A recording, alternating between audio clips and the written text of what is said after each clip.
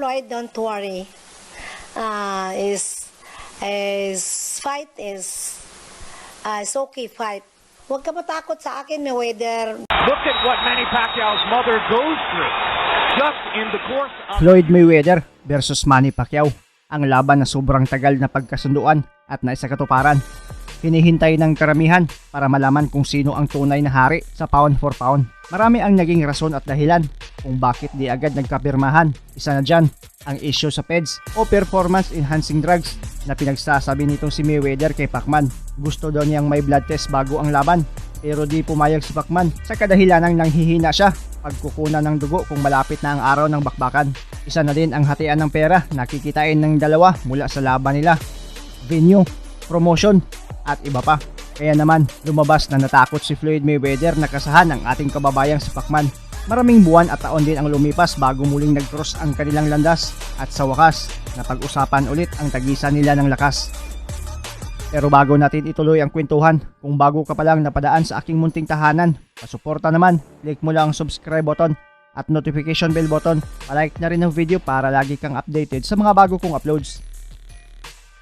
2014, muling nag-usap ang magkabilang kampo, pero ang nakakatawa dito ay ang dalawang nakakatawang gustong mangyari ni Floyd Mayweather bago daw siya pumirma sa kanilang kontrata. Una ay gusto niyang si Mami Junicia ang kakanta sa national anthem ng Amerika.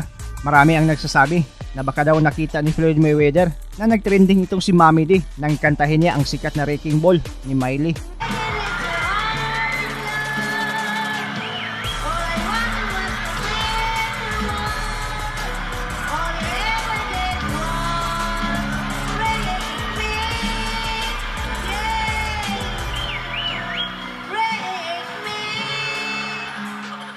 Pangalawa ay pagkatapos daw kumanta nitong si Mami Junicia ay dapat umalis na daw at lumabas na daw ito sa arena. Di daw niya gusto na andon si Mami D sa loob dahil baka matulad daw siya ni Algeria at Bradley na kahit magagaling at malalakas daw ay natalo sa laban kontra kay Pacquiao dahil sa posibleng sumpa o magic spell na ginawa ni Mami D sa kalaban sa ibabaw ng lona. I don't want here to stay at the side of the ring. I saw what happened to Timothy Bradley and Chris Algieri during their fight with Pacquiao. They are great and strong fighter and were both lost to Manny Pacquiao. Both were possibly cursed and maybe under magic spell. My point is simple, I just only want my safety when I fight Pacquiao. Mas takot pala itong si Mayweather kay Mami D kaysa kay Manny. Floyd, don't worry. Is fight is okay fight. Huwag ka matakot sa akin, Mayweather. May 2, 2015, wala nang makakapigil pa. Naikasan na talaga ang pinakahihintay na bakbakan nila. Ang laban na tinawag na Fight of the Century na ginanap sa MGM Arena sa Amerika. 3 titulo ang nasa gitna, WBC at WBA Super Welterweight belt kay Mayweather, habang WBO World Welterweight kay Pacquiao. Bit-bit ni Mayweather ang undefeated record na 47 wins, 0 loss, 26 KO, habang 57 wins, 5 losses, 2 draws, 38 KO naman kay Pacquiao. Sa mismong gabi ng laban na dinaluhan ng sandamakmak ng mga kilalang personalidad at mga tagahanga na mula pa sa iba't ibang lupalop ng mundo nagmula, ay sobrang excited na mapanood ang laban ng dalawa sa ibabaw ng lona. Gaya ng napabalitang si Mami Junicia ang kakanta sa national anthem ng Amerika ay hindi nangyari. Kaya sa gabi ng laban ay si Mami Junicia ang hinahanap ng media para makita kung andon ba talaga siya sa loob ng arena at kung may ginawa na naman itong kakaiba. Pero di ito nakita kaya inisip ng karamihan na totoong hiniling ni Mayweather na di papasukin si Mami Junicia sa loob ng arena. Natapos ang laban sa scheduled 12 rounds. Natalo si Pacquiao via unanimous decision. Bagamat marami ang natuwa sa naging laban, ay mas doble o triple pa pala ang nadismaya sa bakbakan nila. Sobrang boring daw at mas lalo silang nagalit nang sabihin ni Pacquiao na may injury pala siya sa kanang balikat na natamo at dala-dala ito sa gabi ng laban nila mismo. You know, train good because of when I use my right hand, I cannot use my right hand. And matapos ang laban, sa interview kay Mami D, ay sinabi niyang andon pala siya sa loob ng arena at kaya di siya nakita ay dahil nakaluho daw siya habang nananalangin sa Panginoon para manalo si Pacquiao at hihirangin na nag-iisang kampyon. Kaya nga narinig ko sa, habang nagdasal ako sa upuan ko, may narinig ako, bakla! Kaya ako nakita niya sa ring kasi nalumuhod ako sa inupuan ko. Sa interview ay naglabas ng sama ng loob si Mami Junicia. Dinaya daw si Pacman sa laban kaya natalo ito sa bakbakan. Ano ang masasabi ninyo sa video ito? Ang inyong komento, reaction at suggestion ay welcome na welcome sa baba. Kagabi, pagsigaw ko, pagsakin mo na! Ako nga sa akyat yan. Yung mga kamay niya para hindi makaganon. Sa likod nakita ko talaga ang kamao ni Wader, ganon ang likod ng anak ko. Sabi ko, referee! Wala. Isa na rin. Sabayin nating panoorin at balikan ang highlights ng kanilang laban. Sleeve, what's Freddie Roach cooked up?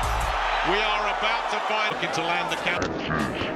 Will he go on the front foot? Movement a lot because so many punches are beautiful stuff. Reckless, you go back That to was that. low. Start, he was reckless, he went in Round. down. Whether in the corner, but he's swinging till game already. Up to now. Nothing clean there. The man. Ralph Roch sat next to us was saying the pack of Time is up to where they're looking more relaxed themselves now. out of range. He's just Pacquiao at the moment.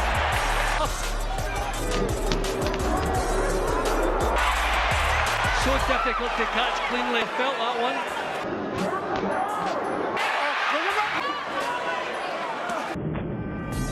Pacquiao's blocking off and looking to counter.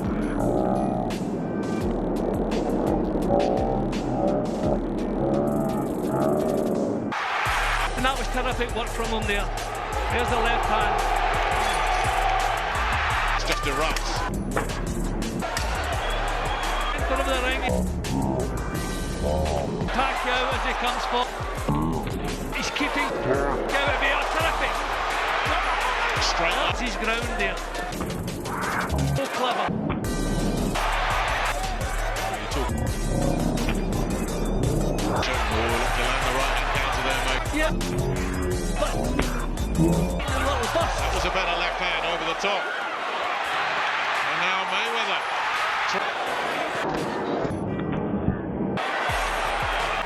You know, you avoid 5 and 6 busts. Six.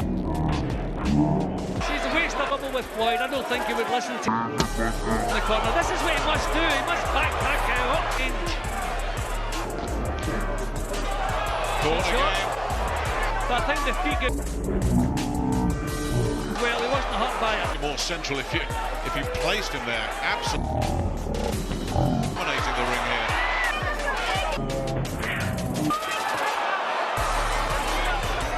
Pacquiao working his that's so slow. Has the power to do. He doesn't use power. Good stuff there from Pacquiao. He goes in. Defensive shove. Own pace and your work rate. So you have prepare to miss. Now, literally got him where he wants him. Look at that distance. There comes the left hand. He's getting the odd one here and there, but it's few. It troubles me whether there's a lot of power in it. But he's never been allowed to build into it too. Just because that constant movement. Pacquiao will look moment.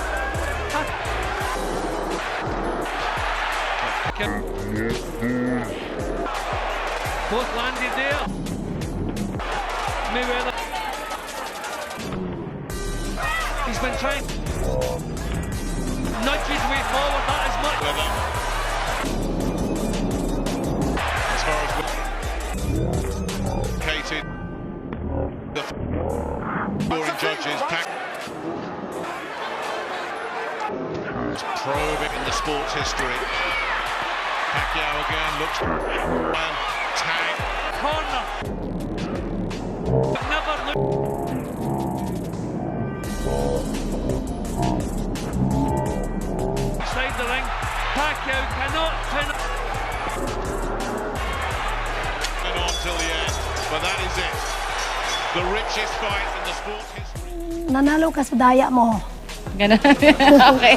Nanalo ka, Wader, sa daya nyo. Oh, Bisitahin nyo rin ang YouTube channel ng mga kaibigan ko mga pre na sina Philippine Sport History, Boy Astig PH, Usapang Sports at John Boxing TV. Gumagawa din sila ng mga video na siguradong magugustuhan ninyo. Maraming salamat sa panonood at suporta mga pre. As always, amping permi.